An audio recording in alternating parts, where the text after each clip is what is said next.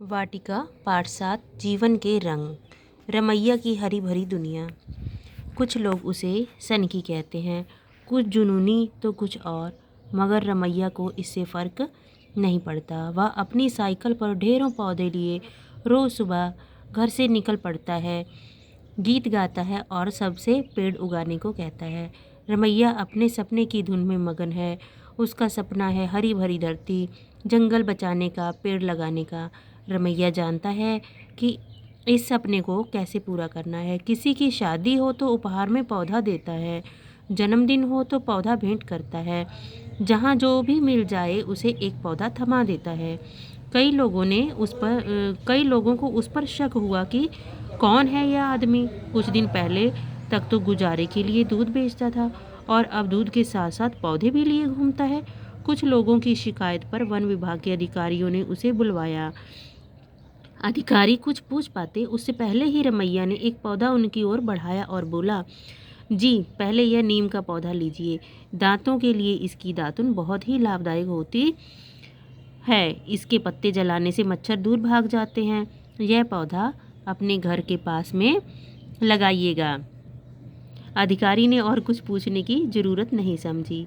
रमैया का यह जुनून कैसे शुरू हुआ, इसके पीछे भी एक कहानी है। वैसे तो उसे बचपन से पेड़ पौधे पसंद थे, मगर अपने मास्टर जी की एक बात उसे हमेशा याद रही। मास्टर जी कहते थे, पेड़ हमें ताज़ी हवा, फल फूल, छाया और बहुत कुछ देते हैं, जबकि बदले में बहुत थोड़ी सी देखभाल मांगते हैं। इंसान होता तो इतना सब देने की बड़ी कीमत मांगता। रमैया ने कागज़ का नोट बनाकर उस पर पेड़ों की तस्वीर लगाई और उसके नीचे लिखा, पेड़ की कीमत पैसों से बढ़कर है। एक बार रमैया की बेटी को तेज सिर दर्द हुआ। दवा लेने पर कुछ दिन तो ठीक रही, लेकिन फिर यह दर्द रोज़ होने लगा। रमैया ने कारण खोजा तो पता चला कि बेटी के स्कूल में बाहर बैठकर पढ़ाई होती है। वहाँ पेड़ नहीं थे, जिसके कारण उसकी बेटी ही नहीं बल्कि कई बच्चों के साथ ऐसा हो रहा था। रमैया ने सोचा कि क्यों ना वहाँ पर इतने पौधे लगा दिए जाएं कि बच्चे छांव में बैठकर पढ़ें। यही विचार रमैया के जुनून का कारण बन गया। रमैया अपने हाथों से अब तक सैकड़ों पौधे लगा चुका है।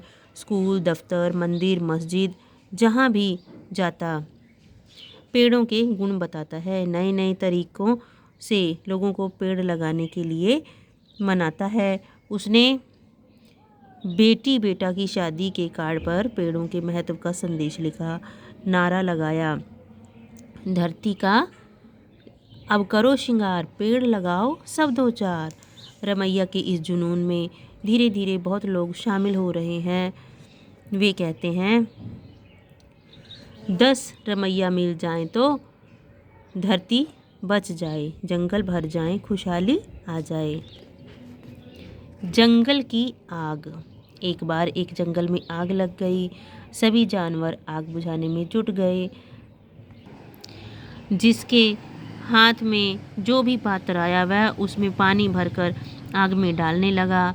सभी को आग बुझाने में जुटा देख एक नन्ही गौरैया भी अपने चोंच में पानी भर भर कर आग में डालने लगी। एक कौवा दूर सुरक्षित डाल पर बैठा तमाशा देख रहा था।